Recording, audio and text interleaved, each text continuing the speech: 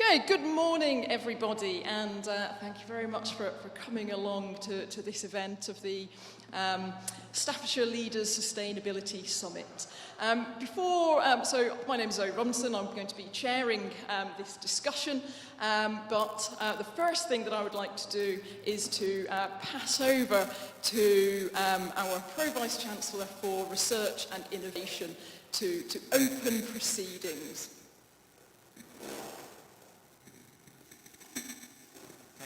Thank you, Zoe. It's nice to see you all here. First of all, I hope you grabbed some coffee, tea, drinks, and you're comfortable.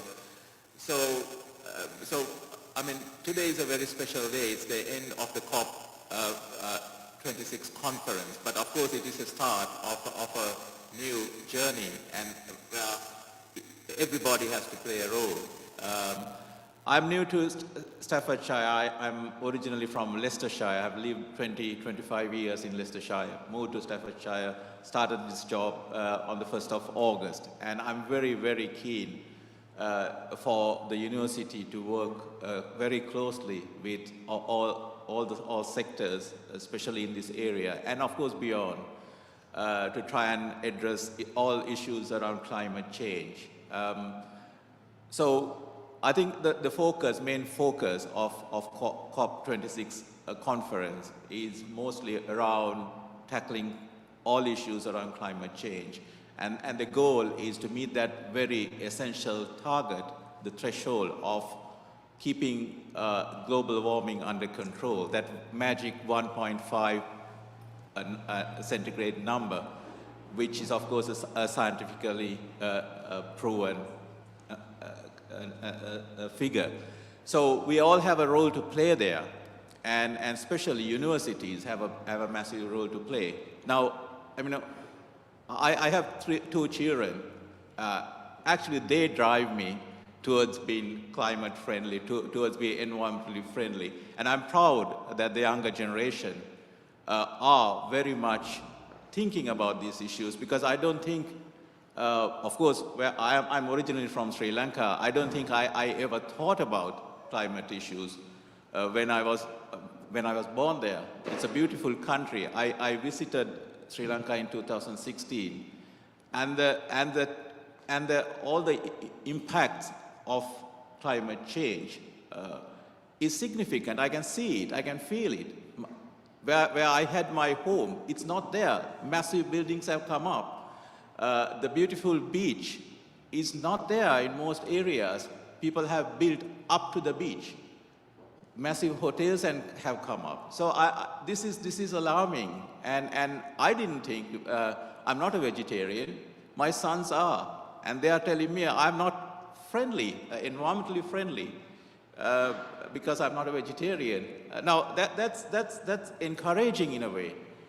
So I think universities have a massive role to play, and I'm very keen to work with my colleagues, especially this is led by Zoe.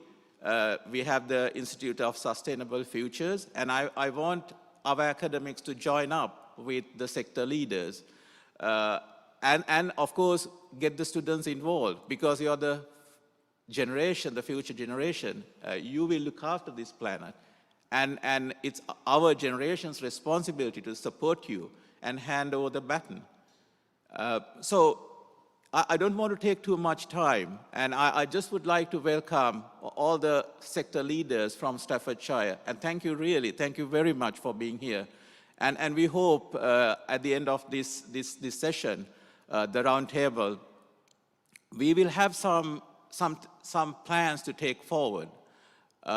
We need to take action, and hopefully together we can take some actions today. And I'm happy to see you all working very closely with us in the coming years to try and work towards this climate change in the proper direction.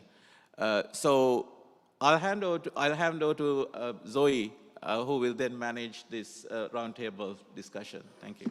Thank you very much. I think try to manage might be the better way of looking at it. So yes, I'm Zoe Robinson. I'm a Professor of Sustainability here at Keel and the Director of the Institute for Sustainable Futures, which really is aiming to drive sort of more research with external partners to address these key sustainability challenges. So it's been a really remarkable sort of couple of weeks and the lead up to it in terms of the sheer coverage and conversations about climate change. And it's really highlighted that tackling climate change affects every part of our lives, and that every sector has a role to play. It's also really highlighted it's not just an environmental problem. It can't be relegated to a few activists or one person in an organisation. The solutions lie at the heart of everything that we do. Alongside the climate emergency, there's also the pressing ecological emergency, which also isn't an environmental problem. Our economies and our societies rely 100% on the resources and services that nature provides us with. Although the negotiations in Glasgow have been played out on the world stage, actions need to be local. And high-level agreements are necessary. Grassroots movements are essential in keeping our leaders' feet to the fire.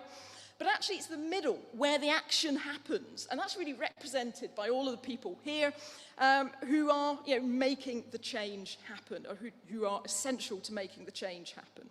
So as a university, we're really privileged. We can work directly across all sectors. And hence we really wanted to bring people together, some different sector leaders, to discuss what this momentum around climate change means to Staffordshire and the people who work to make Staffordshire what it is. So we've got a lot of speakers here today reflecting how climate change affects every part of our lives and economy. But of course, there's many other sectors here who aren't speaking today. So how this is going to work is each speaker is going to say a bit about how their sector or their area is addressing climate change. I am going to be strict on the time limit, they have been warned. And then we'll be passing on to questions. Really sort of, I think the power will also be in the discussions that are had between these different sectors, who've probably never all sat together in quite this way. So with that, I would like to pass on to our first speaker. So our first speaker is, get my order right, so Simon Tagg, leader of Newcastle Borough Council and person who holds the crucial role, emphasise that, of a county portfolio holder for the environment, infrastructure and climate change. So over to you, Simon. There you are, just so you can't. I don't need to put it on my phone then. Thank you, Zoe, and thank you for everybody for coming today. I'm really pleased to be here in this wonderful surroundings with this globe above us, which is focusing our minds today. Both the Borough Council, which I'm the leader of, and also Staffordshire County Council, which Zoe has kindly said, I'm the Cabinet Portfolio Holder for Climate Change, have a mission to make Staffordshire more sustainable. Staffordshire as a whole county emits 5.8 million tonnes of carbon a year. All the councils in Staffordshire and the public sector together only contribute 2% to those emissions. We've got population increase, we've got also the increase in cars and transport, nationally and also locally. So the main carbon emissions in Staffordshire are 40% for transport, 24% for industry, residential homes 23%, commercial 16%, 4% are, can't even say the word, agriculture, sorry, and public sector 2%. Local authorities are committing to taking a leadership role in making the whole county as low carbon as possible. But we can't do that alone. We need the work of residents, businesses, schools and community groups and everybody around this table to make that happen. All of the councils in Staffordshire declared climate emergencies in 2019 and have set targets for net zero as organisations, Newcastle Borough Council by 2030 and the county by 2050. But we understand there is need for clear deliverables within that timescale, so we've set 5-year chunks to show deliverability towards our goal. So Staffordshire County Council's carbon emissions have already been reduced by 50,000 tonnes since we declared the climate change emergency. And this initially come from transferring all the corporate buildings and schools to renewable energy tariffs, and also a programme of replacing all street lights with LED lights, which will save another 5.5 tonnes over the next couple of years. We own and maintain 1 million trees across the county, and last year alone we planted thousands and more in schools and other areas. We also have thousands of native trees planted in woodland and hedgerows, and enhancing our landscape and biodiversity habitats across the county. We have a 5-year action plan, which we just agreed in October, and the main points of that are, for our agenda, is the climate change reduction, air quality, a commitment to sustainable and enhancing our natural environment, and reducing waste, and encouraging people to recycle more and also to reuse more so that we can get to where we want to go. We have also aligned our strategy with the government's net zero strategy announced in October. And we've secured in recent months over £10 million to install heating measures and fuel measures in efficiency measures in poorer households across the county. And over 3,500 residents have already applied for schemes for boiler replacements and other thermal measures. We've also spent £3 million to make schools more energy efficient, replacing old boilers. We also have a climate change action fund, which 115 community groups across Staffordshire have set up green initiatives, whether they're green walls, whether they're cycling sheds, or whether they're schemes to provide cycling for veterans and tree planting projects across the county. We also work with businesses through the Staffordshire Business Environment Network, and we're helping 300 members at the moment to become more energy efficient. One of the opportunities from the Green Agenda is this green industrial revolution. We want to attract green jobs through to the borough and the county, working with our wonderful universities like here in Keel, and also leaders across the county like the gentleman sitting next to me is working with the the Rugeley Power Station site. And we want those innovators and the businesses to be set up in Staffordshire. That's crucial to us. And the Council have a key role to play in ensuring that planning policy and infrastructure are in place to achieve that. The Environmental Act became law this week, because we are aware, of course, of the pressures on the natural environment and need to act to reverse the decline in biodiversity. Local authorities are custodians of some of the Staffordshire's most important natural assets, Cannock Chase, for example, locally, Apedale Park, and we're already working hard to conserve and enhance wildlife. The Act gives councils more duties in relation to nature recovery, which we're keen to progress closely with our partners, such as Staffordshire Wildlife Trust. And at the end, And to that end, I'm taking a motion to Newcastle Borough Council next Wednesday to make the borough a nature diverse area through a declaration and commit the council to protect and enhance local opportunities. And I'm talking about opportunity, I see this as also an opportunity. Working together as the people around this table, the communities around the borough, the people in this room, we can make a difference and get to net zero and preserve nature locally and enhance our habitats. So I'm really pleased to be here and to take questions later, Zoe. Thank you. 3 seconds to go on that. Thank you very much, Simon. You've set an excellent bar there in terms of timekeeping. Thank you. If we could move on now to Joan. So Joan Whalley, former MP for Stoke North, former chair of the Environmental Audit Committee, amongst many, many other roles, and of course, and most importantly, a member of Keele's College of Fellows. Thank you, and thank you, Simon, well said. We have to see the whole picture. We have to make every single strategy and action not only count in Staffordshire, but connect it to an overall strategy. We need that systemic change, and I think it's the people around this table who will put that in place. We need to legislate, yes, but there are things that we can do to reconfigure everything locally. That's in our hands. The next thing I want to say is that I think that scientific evidence and political engagement so far has failed us as we sit under this fragile world and we see the effects of everything that's going on. We have to reach out to people's hearts and minds. We have to make sure that we do that here in Staffordshire. So thank you to Appetite for connecting art with policy. Thank you to BBC Radio Stoke. A shout out to you, Sarah, for making sure we've got coverage of COP and that coverage on local BBC Radio Stoke will continue after the COP is over. Public pressure, public support from the workforce of people here, from students at Keel, from members, brings the change that we seek. How do we do that? The next thing, your clock's ticking, but the clock is ticking. Nature won't wait for what Staffordshire does next. I was privileged. I had 13 years on an environmental audit committee in Parliament, and I had 6 years afterwards in retirement so far. But there is urgency.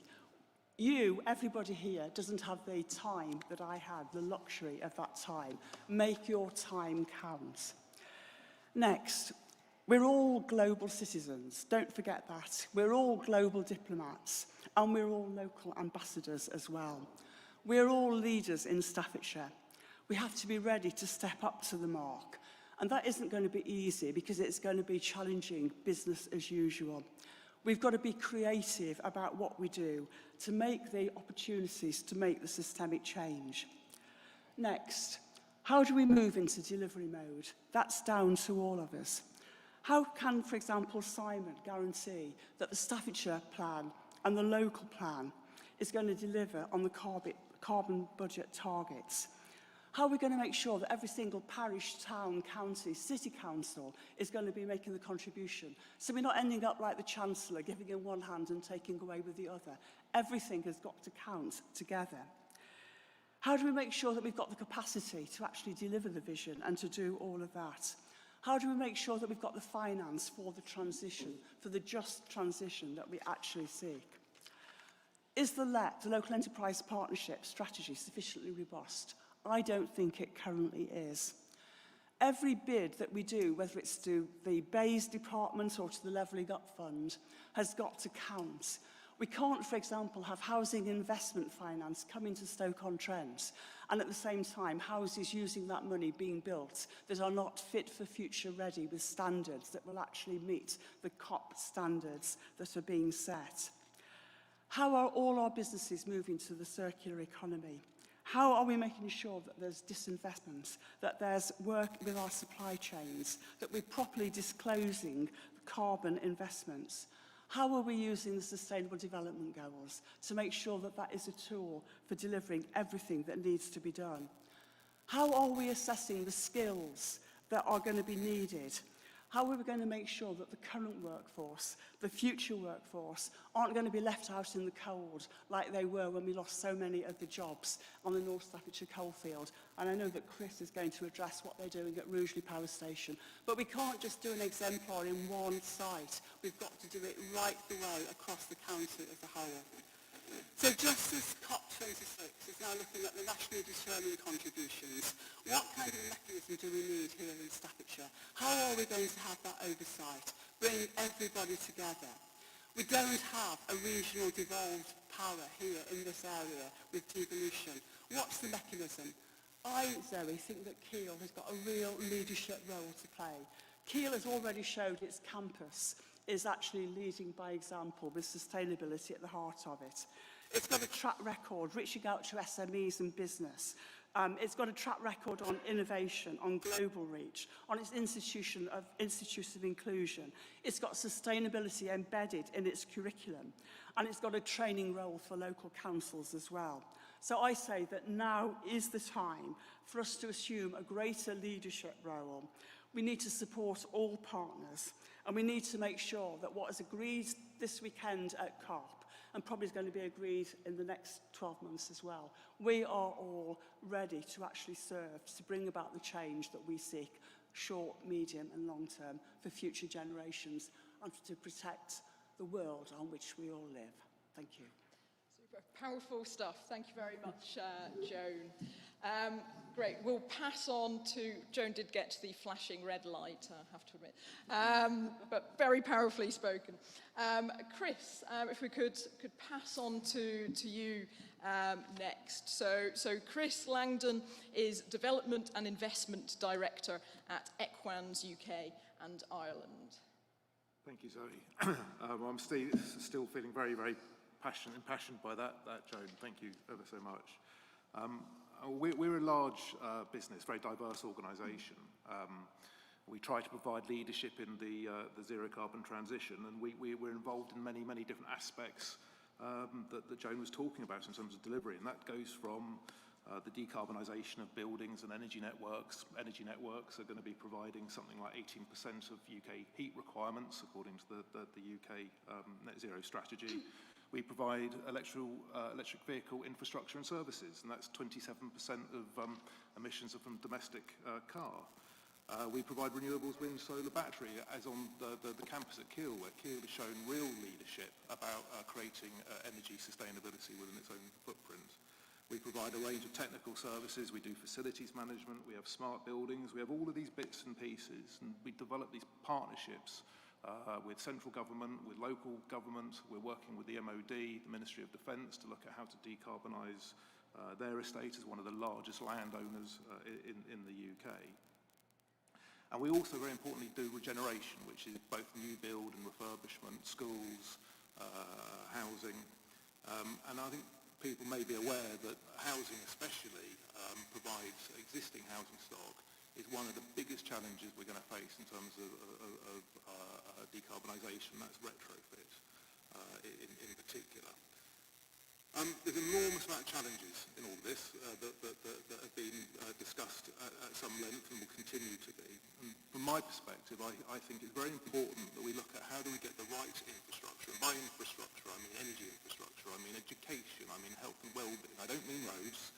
I mean the things that we need to use and operate as citizens every day. We need that infrastructure to be more resilient, and we need to utilise it far, far better. We need to support and strengthen the supply chain. We need, as corporates and as businesses, we need to work out better relationships with our businesses and our suppliers and our partners.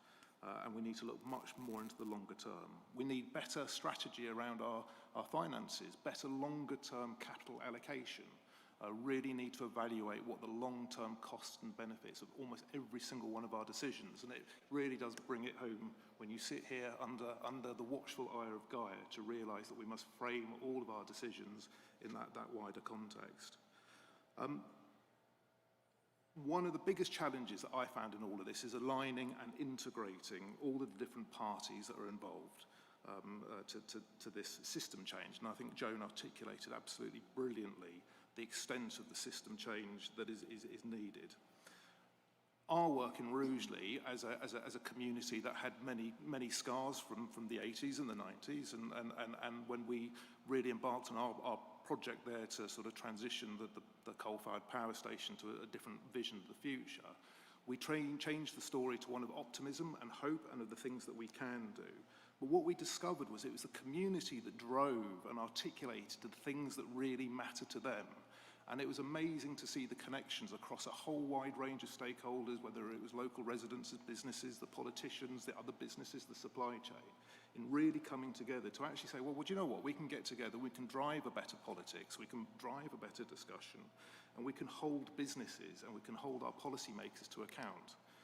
And it made me recognise the importance of local stakeholders and partnerships and place-based partnerships. Doing all of that and in a way that is in balance with the world and the natural environment is so important, and I think is where we come in around place-based partnerships, where you recognise that development has to come with benefits. There has to be a purpose, there has to be a point to it, and actually the point and benefit of development is so much more about what happens off-site and outside the red line, so to speak, than happens on-site. What are the impacts of our actions every day? I'm just going to leave with two thoughts, really. One is a quote that I picked up from PwC very recently, and it's a little bit kind of dry, but I think it articulates quite well. Place-based climate action is going to create 2.5% to 3.5% growth. Locally tailored solutions will spur 730 billion investment in addition to the social, environmental and carbon co-benefits. Now, I have no idea how they calculated that, but it sounds pretty big to me, and it really brings it home that we have to work together in all of our roles. And I think, ultimately, one of the roles of business is a new kind of corporate activism to enable communities to drive better and to drive more. Super. Thank you very much, Chris. And really great that the emphasis on place and very much the focus of today is thinking about Staffordshire as a region and how we can collaborate across Staffordshire. Okay. So I would now like us to move on to Julian. So Julian is Chief Executive of the Staffordshire Wildlife Trust. So over to you, Julian. Thanks, Zoe. Just a quick word on the Staffordshire Wildlife Trust. We have 19,000 members. We have about 40 reserves, nature reserves, including the Roaches. We have about 20,000 kids going through our programmes and lots of landscape scale projects around the county, working with many partners. So what I want to talk about today is the nature crisis as well as the climate crisis, of which we're all very familiar with, because the two are inextricably linked. Climate is one of the biggest threat to species and habitats. We're already seeing stories in the UK of that impacting species and habitats, and we're seeing that in Staffordshire with sort of canary in the coal mine type species beginning to be affected by climate change.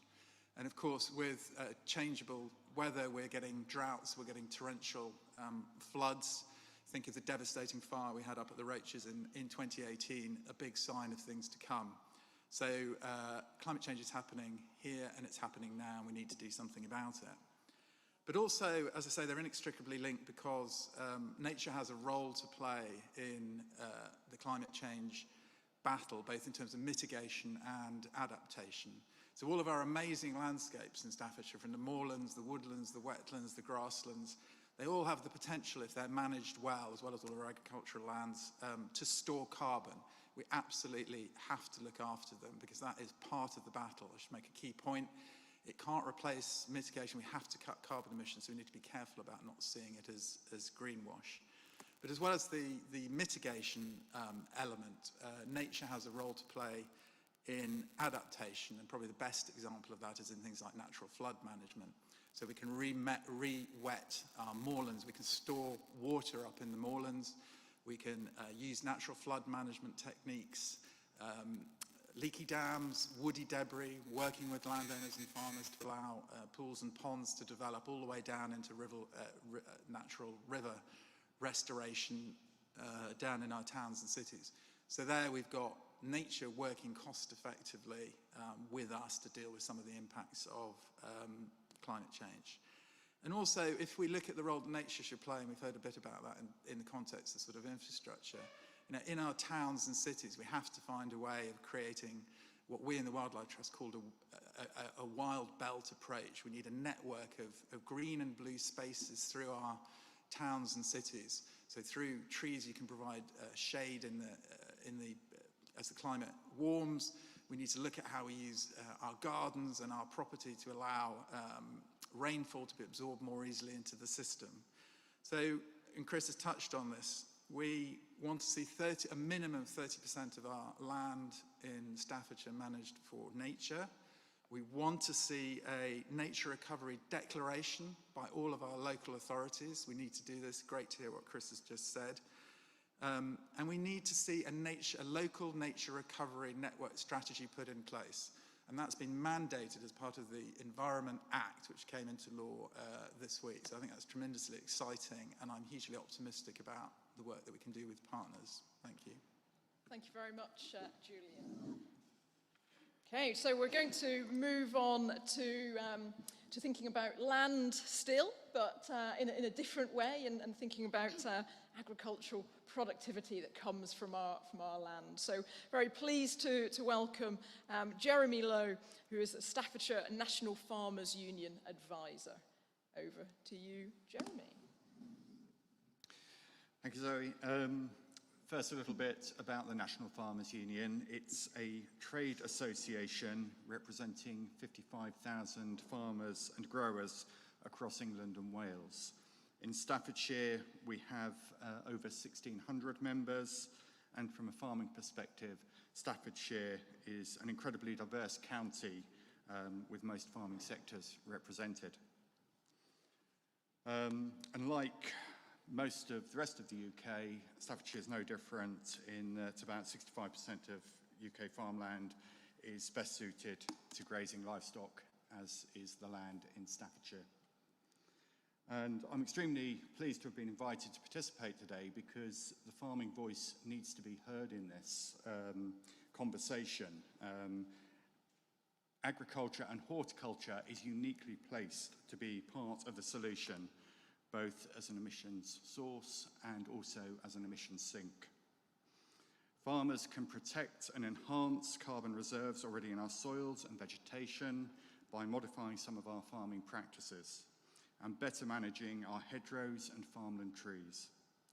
In addition to these nature-based climate solutions, some of which have already been mentioned, we can help to capture more carbon by growing the raw materials for bioenergy and the bioeconomy alongside our food production. But to achieve our aim, we will need a range of measures that fall under three broad headings. Firstly, improving resource use efficiency of farming across all sectors. Increasing on-farm carbon storage in vegetation and in soil, and boosting production of land-based renewable energy, including bioenergy for processes coupled to carbon capture, use and storage, to generate credits for greenhouse gas emissions avoided and greenhouse gas removal. At the same time as reducing our impact on the climate, we must not reduce our capacity to feed UK consumers with high-quality, affordable British food. The UK must not achieve its climate change ambitions by exporting UK production or our greenhouse gas emissions to other countries. The NFU believes that the agricultural sector is very much part of the solution, as I've said, to decarbonising the UK economy and achieving net zero by 2040 If you've been following COP26 this week, you may have seen Minette Batters speak on Farmers' Day, and one of her quotes was, "Farmers and growers are not eco-warriors, but we are the eco-workforce to achieve these ambitions." But to achieve these ambitions, we need concerted support from government, industry, and other key groups. And that includes locally, and I look forward after this meeting to starting a dialogue with Simon and Staffordshire County Council. Super. Thank you very much for Jeremy, for that, Jeremy. And great, you know, we're hearing new dialogues already coming about. And, you know, I think, you know, really important there, talking about that need to engage the farming community. And actually linked to that theme of engagement, we move on to our media representative. So, you know, delighted to have Sarah Robertson here as senior producer at Radio Stoke to talk to us. So go for it, Sarah. Okay, firstly, I'm honoured to be joining the panel today under Gaia. It's just beautiful. I came the other day and I want to bring my son to see it as well. Hopefully I can tell you a little bit about what BBC Radio Stoke's doing both on off air as well as the wider BBC. As broadcasters, I do believe we have a key role to play here in kind of joining the dots slightly, driving our audiences forward to a more sustainable life, as well as kind of holding our leaders to account to make sure the promises that are made at COP are held. We knew the BBC has an unrivaled international reputation for bringing the natural world and environmental content to our audiences, something I enjoy and we're really proud of. As well as the documentaries, though, it's about our news coverage of climate. It's about the local content that we have on Radio Stoke. Our role is about telling stories from around here, celebrating people making change and those inspiring others. And there's a lot of them listening. We've now got 6.7 million reach in local radio. That's just behind Radio 2 and Radio 4, but ahead of Radio 5 Live. Those eager ears mean that we have direct links with our listeners, and that's key for BBC Radio Stoke in this role. Firstly, the thing that I'm keen on is demystifying climate change. It's vital, as is making the global local. As well as making it digestible and entertaining, it's our role to help people understand how getting to net zero or not is going to directly affect their life here in Staffordshire. From Radio Stoke to the World Service, we know that we need to better match our celebration of the planet on air with what we're doing off air. And that's why a huge green content pledge was made just last week in Glasgow by Director General Tim Davey and 11 other broadcasters. At its whole heart is the goal of reaching more audience with more content that helps inspire them to make the change and navigate the journey to net zero together. Not just through our news or on governments or indeed natural disasters, but in our primetime dramas, our soaps and on entertainment radio. Yes, with some dystopian content, but also diverse positive outcomes as well. Like we said, it's our role to engage audiences and bring people into the conversation, to let them know what's happening, wherever they live, whatever their job, social, economic background. We've done this on Radio Stoke with an increase in discussions around sustainability and a series of mini documentaries by Joan recently, drawing upon her passion for acting on climate change. The BBC's net zero targets are scientifically rigorous and extremely ambitious, and obviously as Radio Stoke, we are part of the BBC's plan to reduce our carbon emissions. Hopefully I'll get a chance to discuss what we're doing more as we go forward, but simple things like changing to electric vehicles, turning off our lights, getting our staff to choose plant-based meals. There's loads we can do, and there's loads that we need to do. But we're committed to reducing those greenhouse gas emissions, but also in talking about them. And that's where we have, like I've said before, a key role in making sure that we continue the conversations, but equally hold the leaders to account. If they're going to make a promise, make sure they keep it. And I think at Radio Stoke, obviously that's working with people like yourselves, the experts at Keel, being involved in these roundtable discussions to make sure that leaders know that we're there asking the questions. Super. Thank you so much, Sarah. And it's so important that we engage with the media, as you so articulately put. So important for the messaging and communication. And very much sort of linked, I think, to that idea of communication, working with communities. It's a real pleasure to welcome Canon Andrew Wickens, who's rector of Stoke Minster.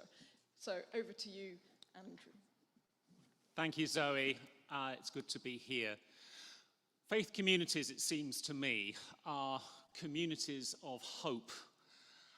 and in these last hours of COP26, when I think we are really anxious as to what the outcomes are, this way that communities of faith, with others of course, keep the flame of hope alive. This is the season of Diwali that Sikhs and Hindus together will be celebrating, but that sense that there is light to be held on to. And I think we've been inspired by the way that faith communities have walked with others through Staffordshire on their way north to Glasgow, indeed pilgrims coming past the door of our church. Communities are communities of hope. They are themselves locally embedded but globally connected.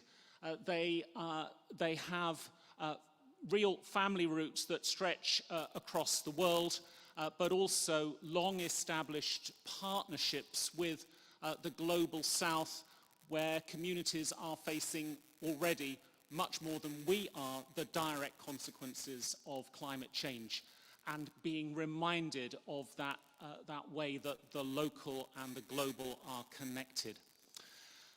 Many of us, I think, were very sad that Pope Francis was not able to attend in Glasgow due to health conditions, but his 2015 encyclical Laudato Si was transformational in its emphasis on creation, the environment, and the connection between the climate catastrophe in which we live and global injustice. These things are inherently connected. Of course, Francis took his own name from Francis of Assisi, often seen as the patron saint of the environmental movement.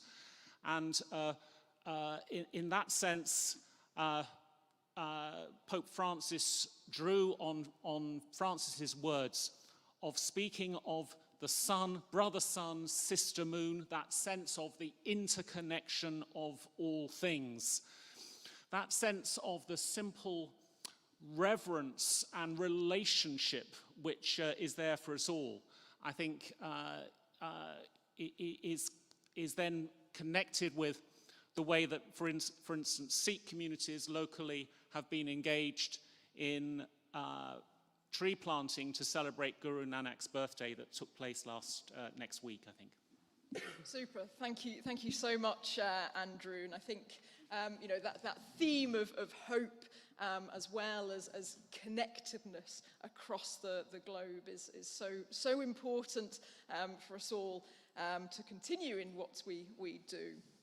So our next speaker is Kate Copeland, who is founder of the Globe Foundation and Sustainable Utoxeter, and also a committee member of Climate Matters Staffordshire as well. So Kate is going to talk to us about third sector and communities-focused activities. Thank you, Zoe. Yes, so we operate the Globe Eco Centre based in Utoxeter, and our focus is Staffordshire-wide, as well as a little bit across the border in Derbyshire. We work with the communities. We're basically at the forefront and seeing the impact of the content that they're engaging with around climate change. So what they see on Facebook, what they hear in the media, what, all the different facts that are coming out from COP26 and from others as well. And the information, particularly on Facebook, isn't always correct. And we are seeing a lot of issues around eco-anxiety springing up because of that, and equally some of the correct facts. So it's become a real problem in how do we turn what is such a vast issue globally into a really positive solution, because there are some really key opportunities that we can derive from some of the climate actions that we can make. And the third sector is kind of the glue that sneaks into all the gaps that industry and government are struggling to pull together. A lot of industries operate in silo, even organisations operate in silo.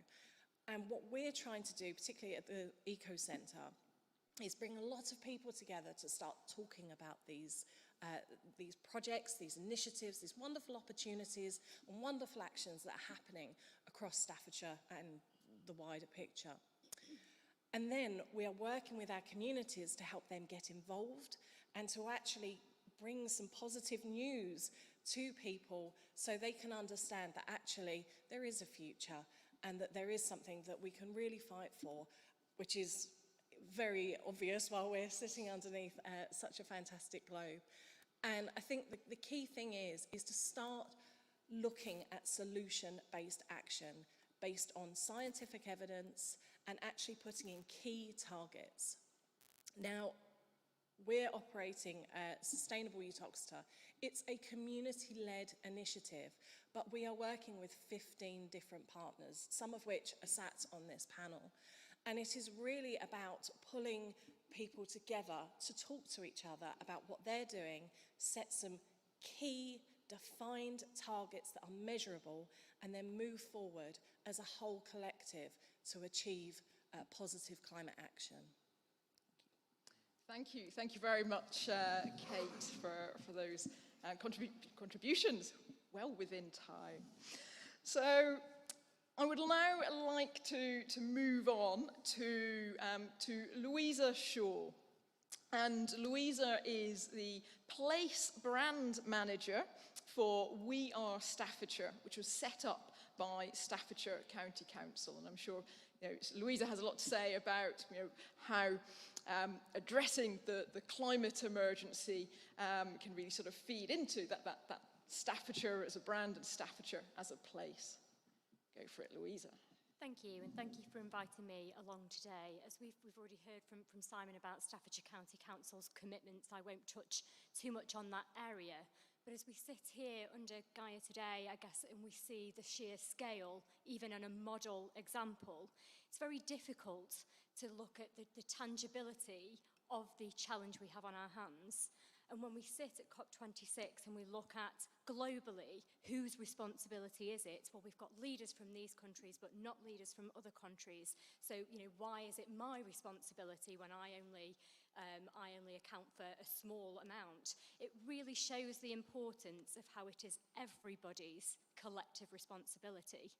If just one or two or three countries in this huge globe says, it's not my responsibility, or, we're not doing anything about it yet, it's so easy for others not to lead by example.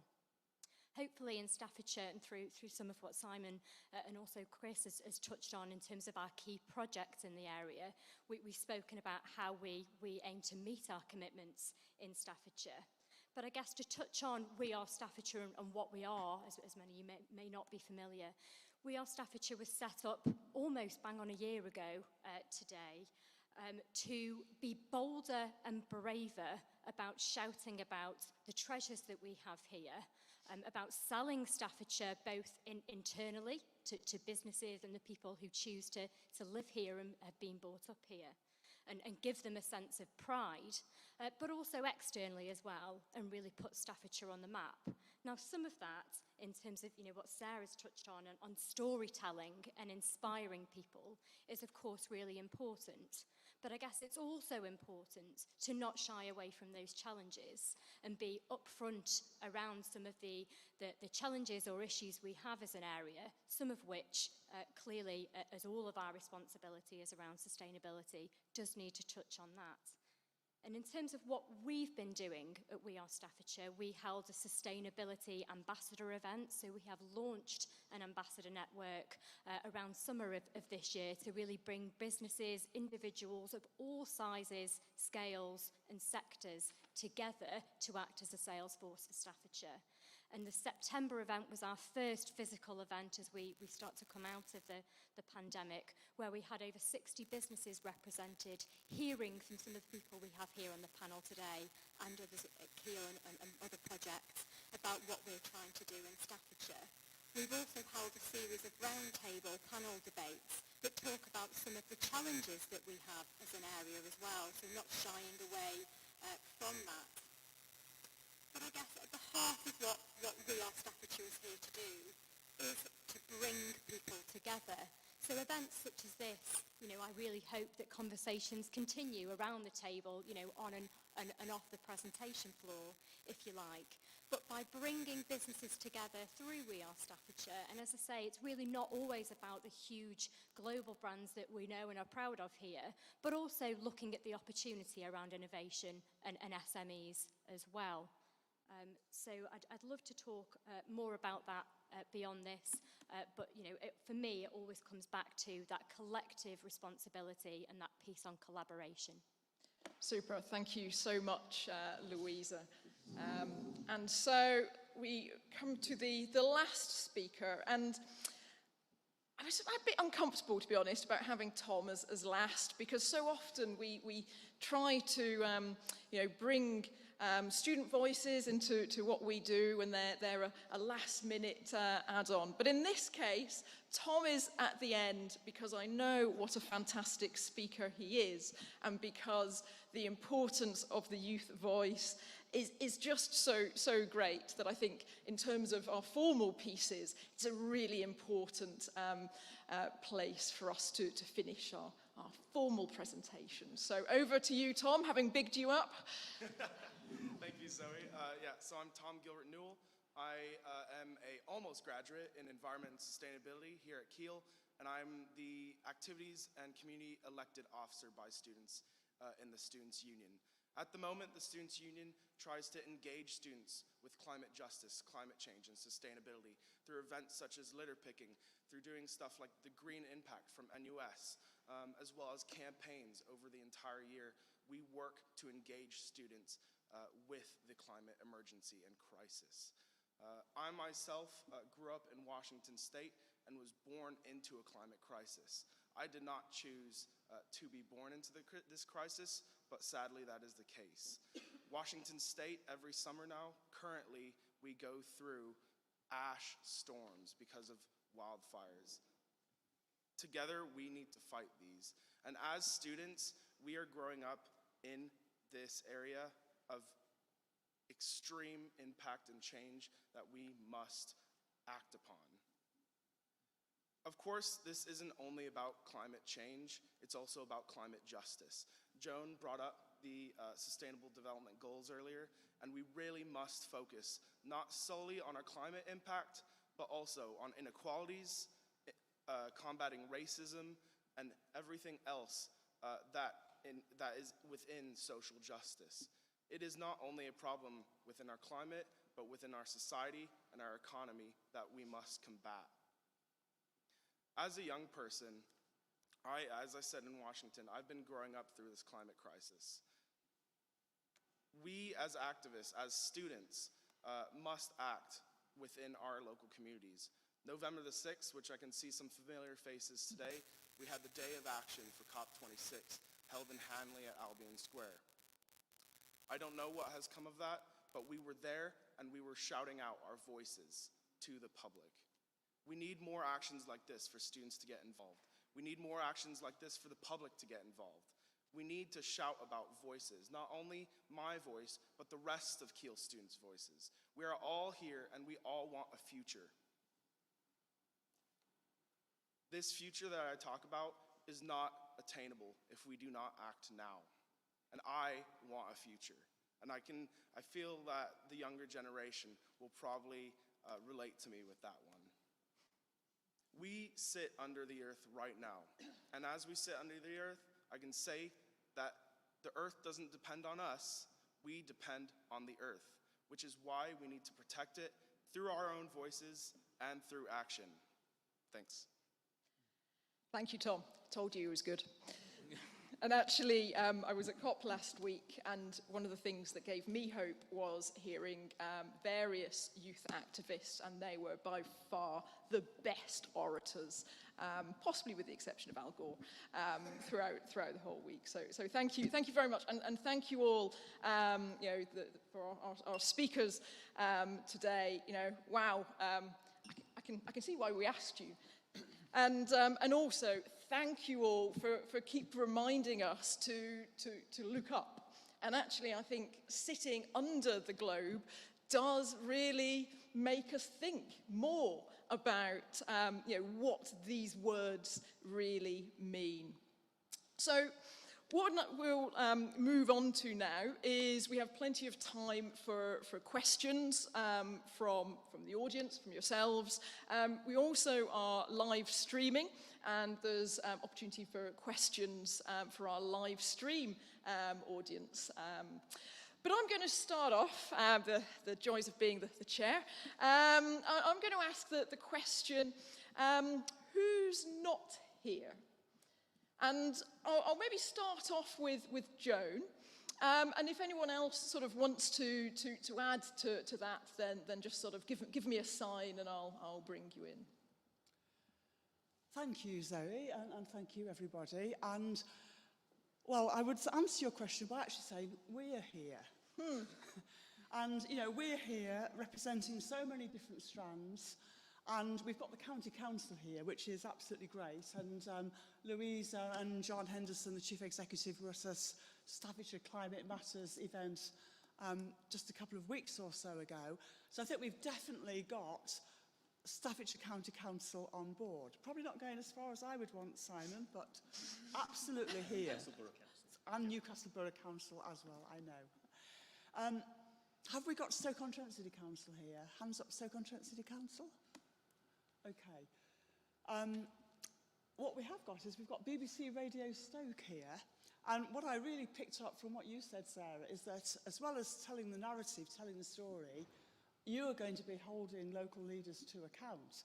So what I would say is, Zoe, those who are not here, by hook or by crook, will be brought into this group, which is going to grow and grow and grow.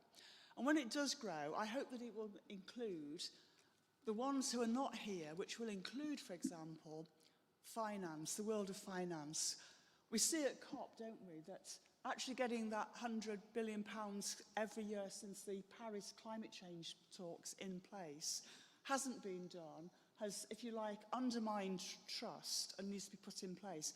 We need people involved holding the purse strings right the way across Staffordshire, the financial institutions, the banks, the investors. They are the people who will actually determine whether or not the projects that Julian referred to about the military recovery strategy, whether or not we can finance it. So we need financial investors here. And of course we need government here as well. And I just think using the arts as we are doing to actually get this message across. I always think about that bit in Richard II when they said, if only everybody had tended their God, if he had tended his kingdom as the gardener did the garden. So I think we need all the people in Staffordshire who are tending the land that NUF referred to.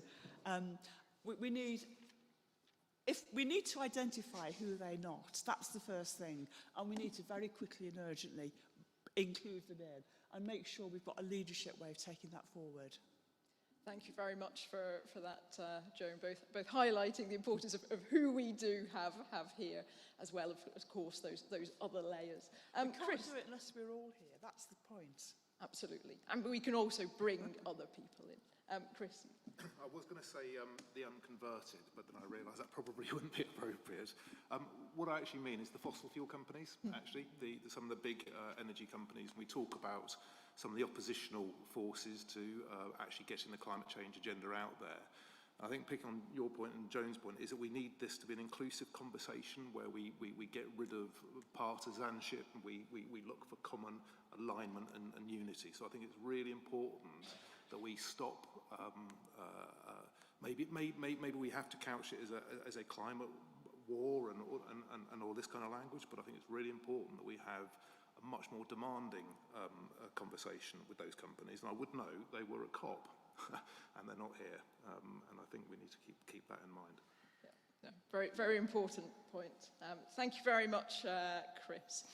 Okay, as a next question, while I'm waiting for you all to think about your questions, I was wondering whether anyone or a few of you would like to say about your own experiences in terms of both what you feel have been some of the key barriers that you have experienced or you do experience in terms of driving forward the work that you want to do. And what are the key enablers or ways of overcoming those barriers? So I'm not sure if anyone would like to. I'll go for Kate, and then we'll come into Tom. Thank you. I think as a third sector representative, I'll speak for a number of charities and voluntary organisations when I say some of the key barriers to our work, which will transcend other industries, is finance and funding. We really struggle, particularly through COVID, because a lot of the normal funding streams that we would engage with were suddenly all turned off and refocused on COVID. And we still had a climate emergency that we were tackling and no funding really to do that. But where there's a will, there's a way. And we found the best way of getting around that is, and it goes back to what I said earlier, is there's a lot of people doing a lot of good things, and there is a lot of duplication at the moment. And we found that by talking to lots of people, Zoom became a wonderful tool during the pandemic, that we managed to speak to so many different organisations and open so many doors that we wouldn't have necessarily thought to knock on across all different industries. So, and that sort of partnership working is how we've overcome that, by actually joining up all the resources that we don't have and basically utilising others. So, but I would say the funding, whether it's from councils, whether it's from, sort of non-profit funders, that needs to improve. Yeah, no, but we need the funding to keep going in the work. Yeah, very well said, Kate. Tom, and then we'll come to Julian.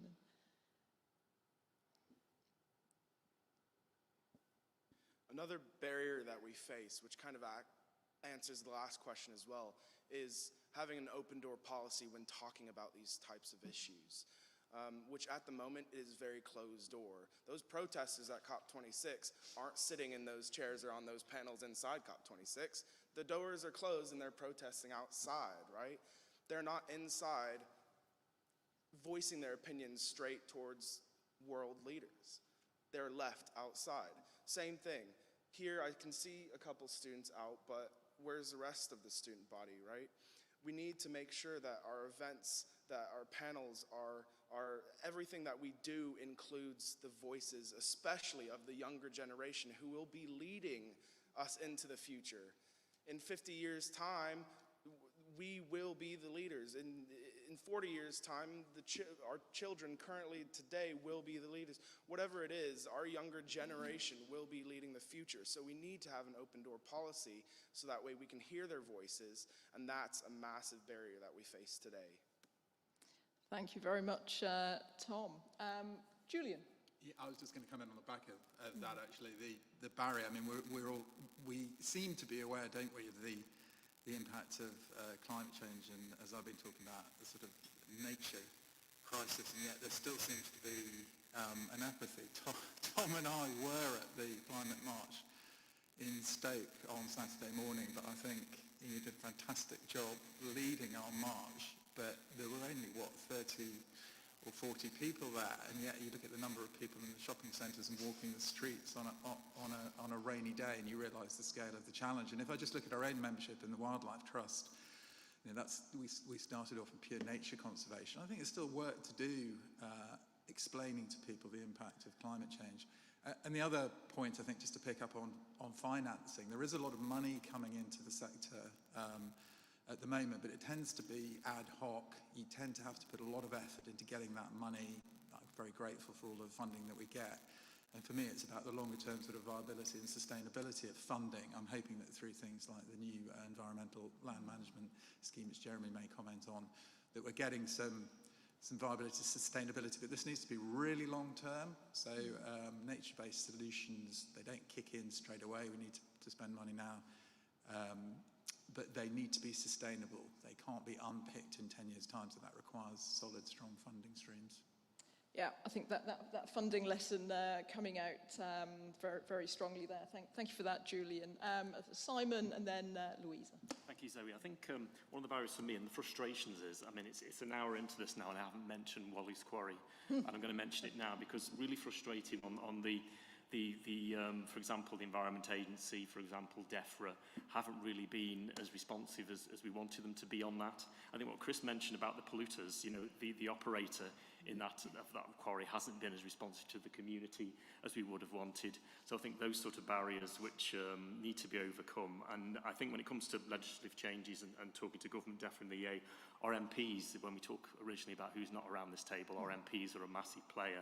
And we do have a good team of MPs, and we've always had a good team of MPs in North Staffordshire. I have to say that because she's sitting next to me, but that is true.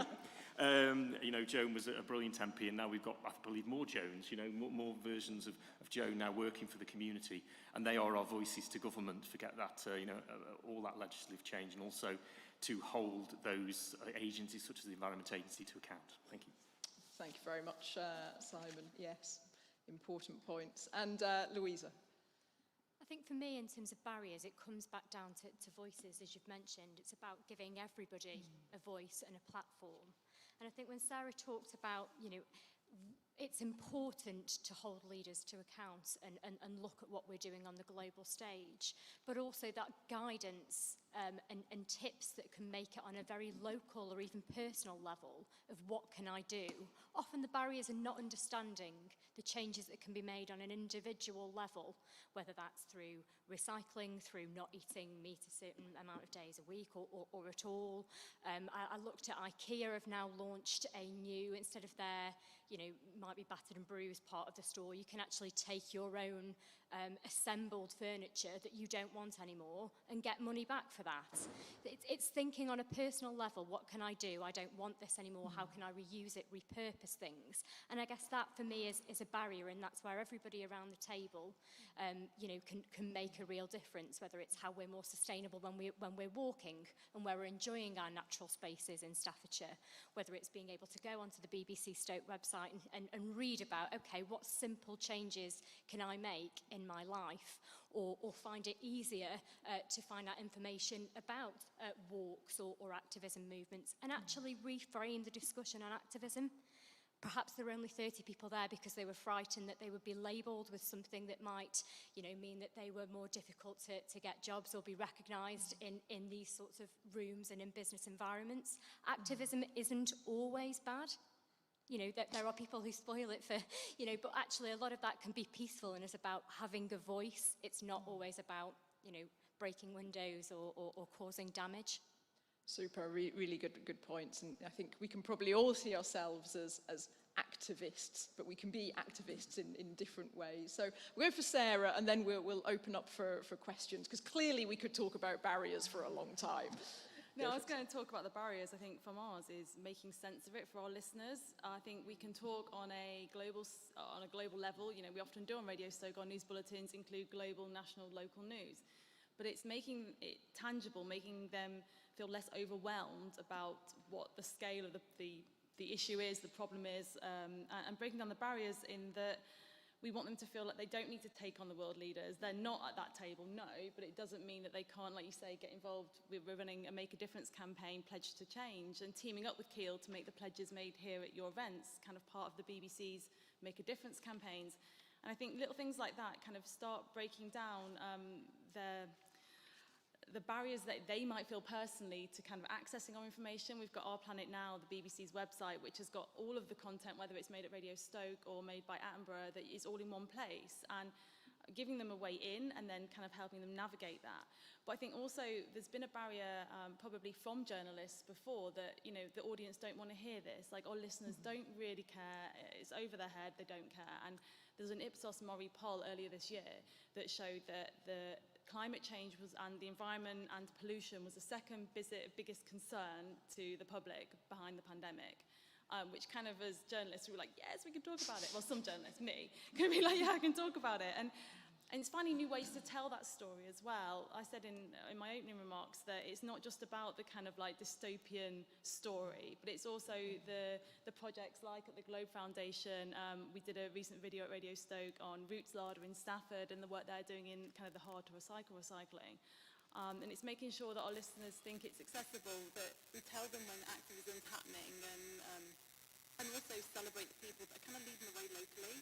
So if there's great innovation, if there's businesses, I think BBC News Channel this morning on breakfast did a business up in the northeast that was making doors, but they've changed all their solar panels in their factory, and they kind of did the thing, well, why are we at a door factory for the final day of COP? And then when they got into it, and the boss of that company said, well, actually when my workers come in, they need to feel empowered to change their work life, to change their home life. And I guess I feel like our role as journalists is to kind of break it down into little bite-sized chunks that you do listen on the radio, that you think, I can just do one step at a time. And that business leader said, I just need each member of my staff to play their little role at work, their little role at home, and all that kind of adds up to the bigger picture. So yeah, breaking down the barriers of actually getting it on air, and then also kind of opening that dialogue and making our listeners feel like they can call us and talk about it. And, you know, we've never had people, well, actually, Newcastle's recycling bins were a massive minefield of stories for a long time on Radio Stoke when I first came, actually. And I think you've got 7, is it? 7 recycling vessels? It's changed. There you go, it's a new story. I've missed out. Responded to the criticism, yeah. And, you know, it's given us endless stories, as has Wally's Quarry. And it's not necessarily being explicit about our environmental content, but being kind of a bit more subtle about it, and not having to label it as environmental content, but kind of sneaking it in a little bit here and there. Thank you very much, Sarah. And I think you're right, in a way, we've got past that barrier of, oh, people don't want to know about it. And actually what's really clear is people are saying, well, what can we do about it? And actually it's helping those. But I would also say, yes, it's the small things, but actually also, if we're saying that this can be achieved through small things, we're also selling people a lie, and we need to put the small things in the context of the bigger things which are needed. Right. Over to you. Oh, God. Well, you're going to have to make the choice, Kirsty. Our roving mics. Hello, I'm Judith Smith. I chair Staffordshire Business Environment Network. And I just wanted to make a proposal, really, based on what Joan and Tom have said, that we refer to ourselves as Sustainable Staffordshire, and we use the UN Sustainable Development Goals. Seen them. And it's not just about environment, it includes the social side as well. So that's that we use them as a framework. They're already there. We don't need to reinvent the wheel. Everybody hasn't got to do everything. Just do what you're doing, collaborate, partnership, number 17 with everyone. Kate says, you know, join people together. Thank you very much for that comment. And yes, important point that you know, we need to ensure that the social is integrated up with the environment, environmental aspects of sustainability. If we could go to the gentleman at the back. Okay, well, Sue, and then the gentleman at the back. Hi, Sue Neil Boxley, Office and Publicity Manager for CPRE Staffordshire, and got a question for Jeremy. We've met before, spoken at our AGM about a year or two ago. Yeah, a year ago.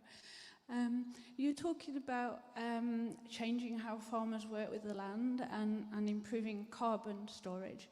And just one issue that's confused me for a while is how many people feel that ploughing the land is actually bad for the soil and doesn't do it a lot of favours, but we've done it for many years. And I just wondered, you know, what are the pros and cons, and how you might change practices to move away from ploughing to moving to, I don't know, a method that might be better somehow environmentally. Right, how long have we got? I think, yeah, it's appropriate we're in Keel Chapel, sort of, I think, who doesn't know the hymn, we plough the fields and scatter? I think that now needs rewording. We min-till the fields and precision drill the seed. Because that's what's happening a lot of the time. Farming practices are changing. We have farmers down in the Blithfield Reservoir catchment who are working with South Staffs Water, and South Staffs Water have helped with some funding for direct drills, which means farmers don't need to plough the fields. You mentioned 2018 and the incredible drought we had then. I visited a farm down near Brood where they had been following this sort of process of minimum tillage, for a number of years. Other farms I was walking on, there were big cracks appearing in the soil, and this farm, the cracks were minimal, and the soil almost bounced, and the crops were looking so much healthier because the organic matter had built up to such an extent that they were much better able to retain the water. So while other crops were becoming drought stressed, these were looking still very good. So yes, there's a role. Doesn't work for all soil types, but where it does, yes. And again, grazed grassland that sort of stayed and as grassland. Some massive opportunities for building up the carbon storage in those soils. We sort of, one farmer on the Sandon estate came and spoke to some students over Zoom about the incredible increase in soil organic matter content and carbon he is now storing in his grazed grass soils. So there are lots of opportunities. Super. Thank you very much for that, Jeremy. When I was listening to farmers today, farming today this morning, there was out talking about ploughing competitions. So all ties up nicely. Yeah, gentleman at the back. Thank you. Hi everyone. My name's John Wright. I've been a villager in Keel for 30 years, just about 30 years. My question is for Julian. Julian, at the top of the show, we heard Zoe say that action needs to be taken locally.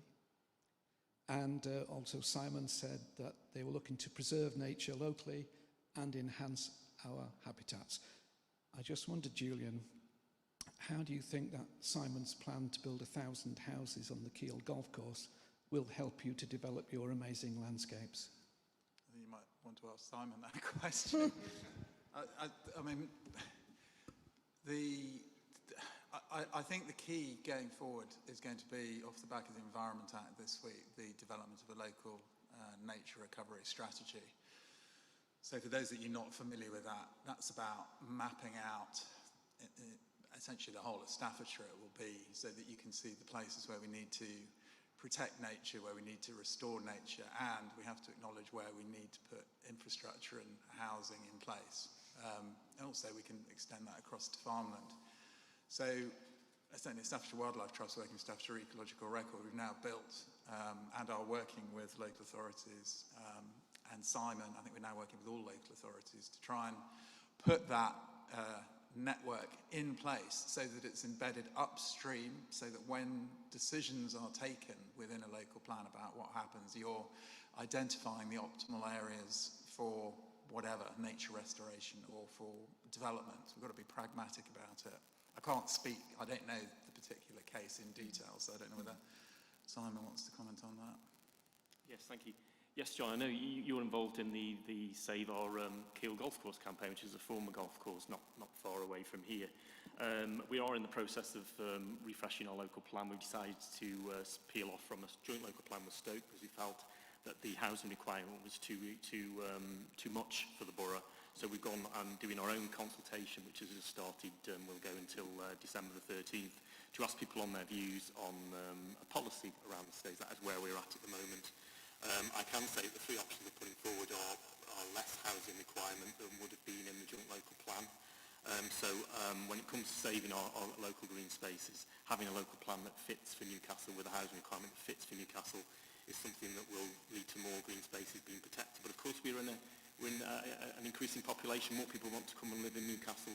We want to bring job opportunities to Newcastle. That will require more housing. I think, as I said in my opening remarks, the Borough Council has got a motion before it for this. Here, the Nature Recovery Declaration. Within that, we're pledging to put together a local habitat map. And of course, all green spaces will be involved in that. And obviously, we will be looking to protect those areas with the special nature implications and habitats, so we can preserve those within the borough in the local plan. We're at a very early stage. No decision has been made on sites at the moment. 1,000 houses is plucked out there, and I would say to John and his group, I know there are other members of the group there and also members of Keele Parish Council, is there's a need to be honest with the public. Just as asking me to be, they need to be as well. Thank you, sir.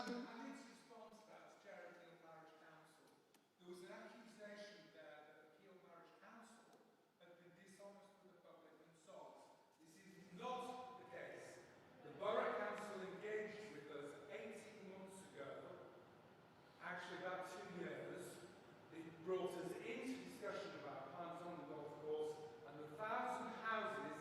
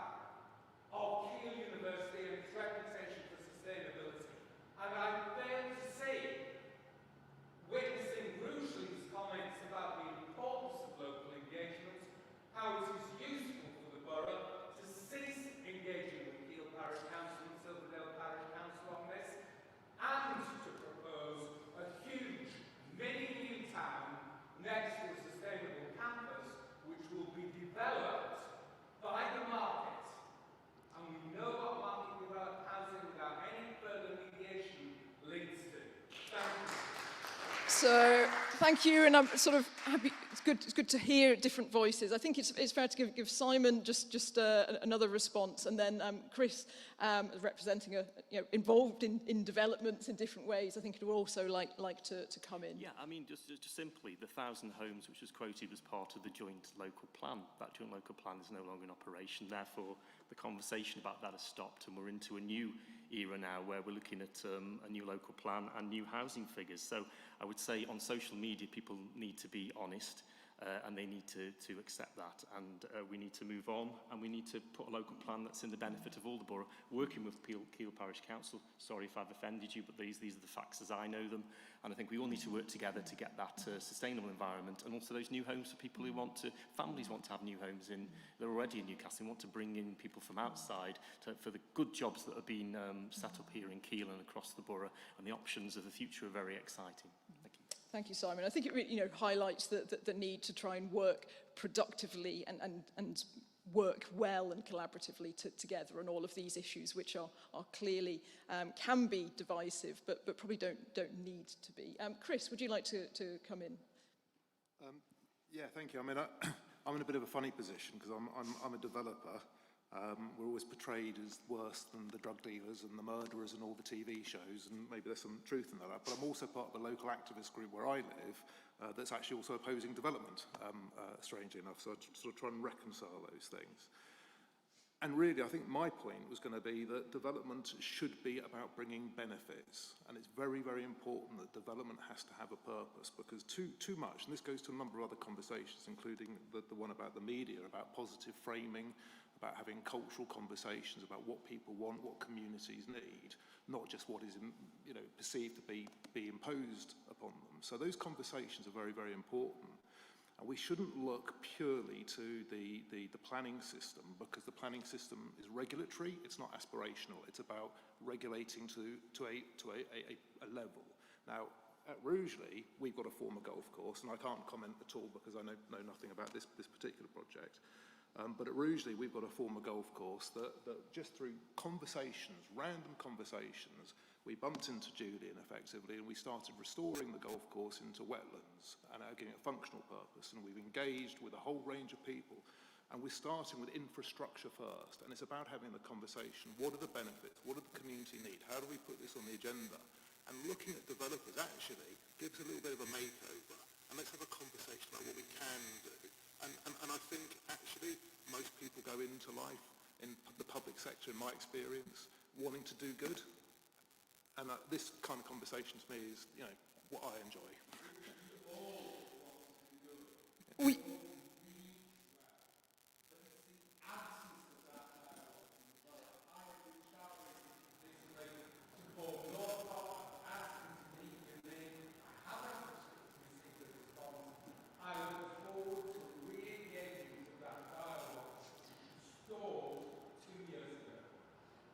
Thank you for that. I think Julian would like to just make a point. I reiterated the point that what we're all striving for, including the government, although its figures are different from ours, is a minimum 30% of land being managed for nature. I think the government's claiming 26%. It's way lower than that. It's about 16% in Staffordshire, but also in the Environment Act. Sorry to baffle you with the legislation, but it is a pretty seminal moment. The Act commits developers to I think it's a minimum of 10% net gain for biodiversity, and we're talking about trying to increase that in Staffordshire. So there are clearly specific problem areas. But as Chris and Simon says, I think there's a real potential to move into a different way of working, where we're thinking in a more integrated way and involving local communities in those decisions, so that we can deliver these multiple outcomes that we have to deliver. Thank you, Julian. I think there was a question. Angie first, and then probably we're going to have to have quick questions and quick answers. I'll try my best. My name's Angie Turner. I teach here at Keel in Ecology and Conservation, but my question actually is very related to the conversation that's just happened, and also Julian's nature recovery networks that he's referred to. So I've been very involved in the local plan process in the Staffordshire Moorlands, particularly looking at ecological data that's come out of the Phase 1 habitat surveys that are used right at the start to identify land, in theory, appropriate for development. My experience as a community person involved in that is that the ecological surveys come back. Sometimes they reveal very little biodiversity, but sometimes they show hotspots that are really valuable. What I then saw in the planning system was that the developments were not changed, the housing densities were not lowered, and sites still went through. So I have a bit of an issue with the way that ecological data is handled within the planning system itself. Nature recovery networks, this led to a neighbourhood plan being developed in town in the Staffordshire Moorlands, looking at mapping these. My experience with that is mapping them isn't the hard part. You need the expertise and it takes time, but we can map our nature recovery networks. My question then falls to local authorities, to landowners, to farmers particularly involved in this particular area that's rural. How do we then turn those into a reality? Those nature networks are landscape scale. They cross local authority boundaries and they cross land ownership boundaries. So how do we bring that into reality? Who's that targeted at then? Julian, Jeremy, and possibly Simon, maybe Joan as well. Who wants to take it first then is the other question. Do you want to go for it, Simon? Obviously we've started on the process of our new borough local plan. It's ensuring that sort of green thread is through it, isn't it? I think in the past, it's taken a back seat through plans. I can look at the old Newcastle Borough Council plan that was refreshed in 2011, way out of date, isn't it? It doesn't contain any of this stuff. So we can ensure that all of those relevant policies, such as I've said, the local habitat mapping is in there, and that green thread goes through the plan, so that areas that are of natural beauty, areas that are of scientific interest, areas that have got habitat that we need to protect are protected during the local plan process and through to the policies, because of course the local plan is the tool which planning committees use across the county, across the country, to make decisions on where houses and employment land are. So we need that, again, with this above us here, thinking about the wider environment and planet's protection. That's how we implement that locally through our local plan. Thank you, Simon. Jeremy, maybe do you want to add something into that? Putting you on the spot there. No, it's it is a good question. I think we've seen an example with the 1,000 houses on Keel Golf Course of how people can become entrenched in positions because there's a lack of communication. Tom earlier spoke about people being locked out of the conversation. I know that there's been a lot of work going on in the Staffordshire Moorlands about these local nature recovery plans. For over 2 years, the NFU has been trying to engage.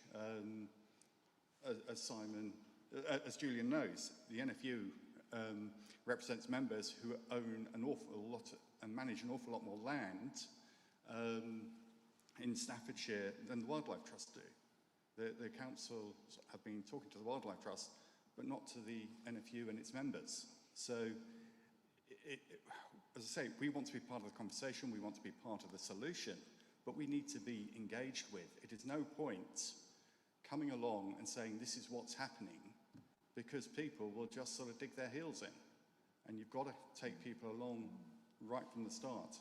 And I know Simon's fairly sort of new into his sort of role with the county council, but his predecessor, we'd got a meeting scheduled for her back in sort of March of last year, and then she pulled it because of the local elections coming up. So it's not through lack of trying and wanting to be part of those conversations. I mean, I think a really clear theme of everyone is trying to do good, but that need to find those ways to work together and to make the time, I think, for communication. And it's interesting that time didn't come up with as a barrier, but sometimes that may be what can get in the way as well. There was a question from this lady. Hello, I'm Rachna Dhaka from India, and though I'm not connected with sustainability studies, but because I belong to a small modest village and I am from farming community, and I am a tribal activist as well in India. So I just wanted to raise something like, as you talk about the farming thing, we can do this plowing practices. Traditionally what we do, our families used to do that. For 2 years they will leave some part of the land without plowing, and then they will use natural products for like as pesticides and all. They are still working those techniques and not take the seeds from the market. They keep it naturally and they will grow it, and they are still working in many villages. So we can still do that, I think, or you can reflect upon. And also one more thing, my father is planting trees for the last 4 decades. So I am observing the practices that when he he planted trees which are like banyan or people trees which are religiously worshipped. So as he said, the Diwali and other practices, we have other practices of nature worship. So we save those trees, we don't cut them down. So we can do like spread things like that also. And also the tribal communities I'm working with, I have seen the practices that they have the housing pattern of natural way, and they save light and energy. So we can spread those things in the housing as well. I think that will be like a bit useful. Thank you for your comment. We can use them. Is that a question or a comment? It was comment as well as I want to know whether it is like okay, practical or not. I think it might be that's a question that you can pick up individually with our agricultural advisor here, but thank you. And I'm afraid, I know that there is a forest of hands, but actually our time for the event is drawing to a close. Is that right, Kirsty? It is, but I do have one final question, which I think is quite important, maybe in terms of how we move forward, or not, which I will pose to the speakers, and you can give some very quick responses, is what would you like to see Keel do? And I might regret asking this question. Tom first. I think as someone who works in the Students' Union as well, as what we can do with Keel is continue doing events like this and being the bridge in between the public and different leaders and different organizations, being that voice that people need, and being there for the public as well. So we need to work on communication and being there for communication between ourselves and the public, and other organizations and governmental leaders that need to know as well. Even making a sustainable development goal that's just communication would be nice. So that's what I think would be good in the future for all of us here. So a role of trying to continue bringing different people together. Sorry. Aaron. Yes, I was going to add this in my closing remarks, but Zoe asked the question, so I'll try to answer it from the university's point of view. So in the senior management group of the university, we want the academics to be involved. We want to engage with the external partners. We want to bring people together to Keel to try and help solve problems. So I have been sitting here listening to all the comments being made and wondering what would be my role now. Going back to my office, what should I do? I have already started talking to Zoe because we are kind of, in a way, relaunching the Institute of Sustainable Futures, but because Zoe has just taken over as its director. And we have 3 other research institutes. One is social inclusion, global health, and digital society. Ideal vehicles to pull everybody together. And I just want to see that the 4 directors of the centers, within another 2 months, we'll have all 4 directors in place. They will work with me. And my promise from Keele University is, of course, to engage the students. I have been talking to the Pro-Vice Chancellor Education to see how the students can be brought in. So I think the way to address this is to try and make sure that, Keel is a space. It's a beautiful space. It's an open space and a neutral space for all of you to communicate. So we will invite you. We will engage you, all of you. Yes. Thank you. I'm not sure my stress levels can cope, actually. Super. Would anyone else like to come in on that, Joan? No, thanks, Zoe. Yeah, I would. I'd like to have answered a lot of the questions that we've heard as well on SDGs, on food policy, on the local plan, and how we deal with all the contradictions and how we need national legislation which sets the framework within which we can all then operate consistently. And I don't think we've had that with the planning bill, given that the planning bill is up for further review. But anyway, that wasn't the question. The question is, what more would you like Keel, or what more should or could Keel do? And I just think Keel needs to think about Staffordshire as if Staffordshire were its own campus and its own curriculum. And to do that, not just as Keel, but as Team Keel, with Staffordshire University, with the local authorities, with business leaders, with investors. So I think we've somehow or another got to grow the concept of a team, Staffordshire, that is all embracing. And I just want to say one thing. I've spent years as an MP, years in community development, years doing so many different things. It is, yes, about taking, bringing people together into Keel. But I would actually say it's also about taking Keel out to where people and leaders are. And I remember growing up in Biddulph when we set up a history club. I think there was an example that people wanted to, or Keel thought we could come to Keel and have a history club. But the history club only worked in Biddulph, the most extreme bit of North Staffordshire, if Keel came out to Biddulph and helped set it up there. So I think it's about using the expertise and the future generations that Keel have and actually working out how to apply it into that place-based partnership where we can actually start to join up the dots across Staffordshire and connect Staffordshire to what's going on in our own UK Parliament and with UK government, but also on the international scale as well. Keel has got a huge reach internationally.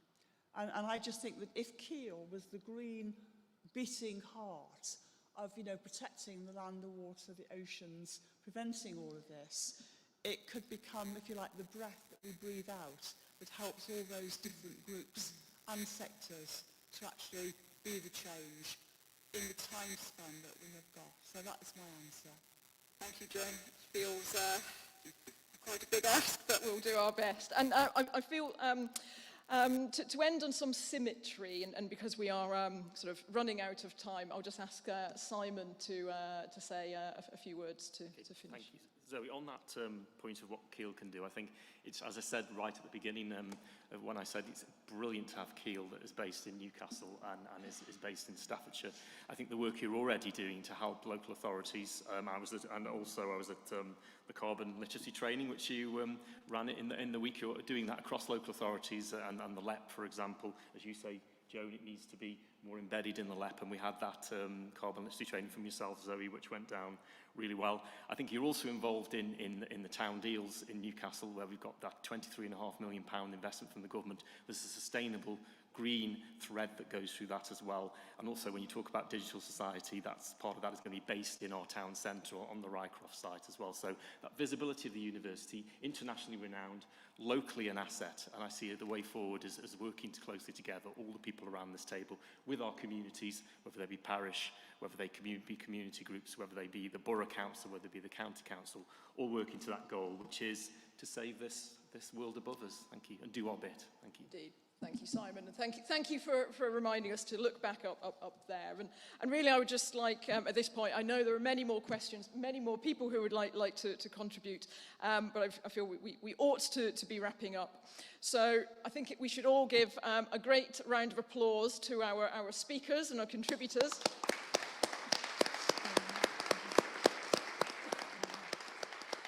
As well as a round of applause to all those involved in organising today, particularly Kirsty Rowling's here.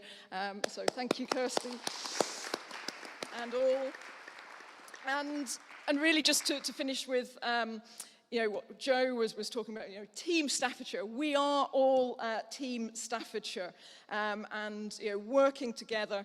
I would just like to read out a quote from the Committee on Climate Change, their 2019 net zero report they took to government, saying, "The science demands it. We must act at once. There is no time to lose." Thank you very much.